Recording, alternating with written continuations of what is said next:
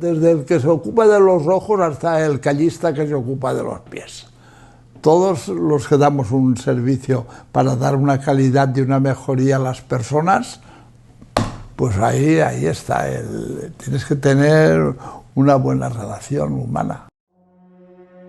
Es una manera, si además te gustan las mismas cosas y además siempre hay muy buen feeling y muy buena convivencia para seguir formando una buena familia y una buena familia también que formamos con todo el grupo de personas con el que vivimos y trabajamos aquí todos los días, que ya no son solo mis padres, sino también todos los trabajadores, que al final acabas viviendo más horas con ellos que con tu propia familia y bueno, es una de las cosas que realmente es lo que más me llena de todo esto.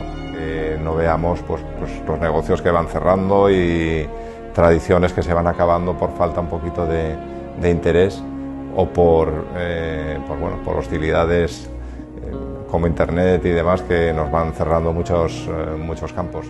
Los inicios de la empresa, bueno, mi padre estudió cine en Madrid y fotografía y entonces en el año 1959 toda esa profesión no tenía ninguna salida, ninguna expectativa.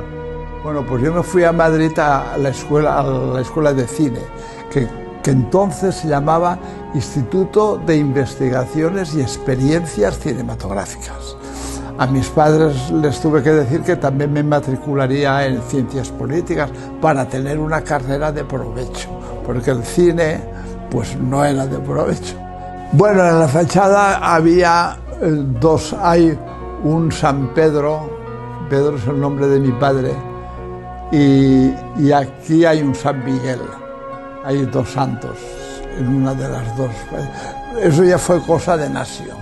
Hay un trozo de sopera, está hecha además con cosas por ejemplo, los ojos de la serpiente que forma la columna salomónica de San Francisco, los ojos son dos faros de bicicleta.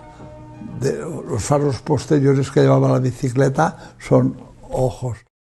Es curioso, cuando graduabas, ¿lo ves mejor o lo ves peor? Pues claro, lo veo mejor. Ya a una persona darle esa cosa de que va mejor y mejorarla, para nosotros será un orgullo.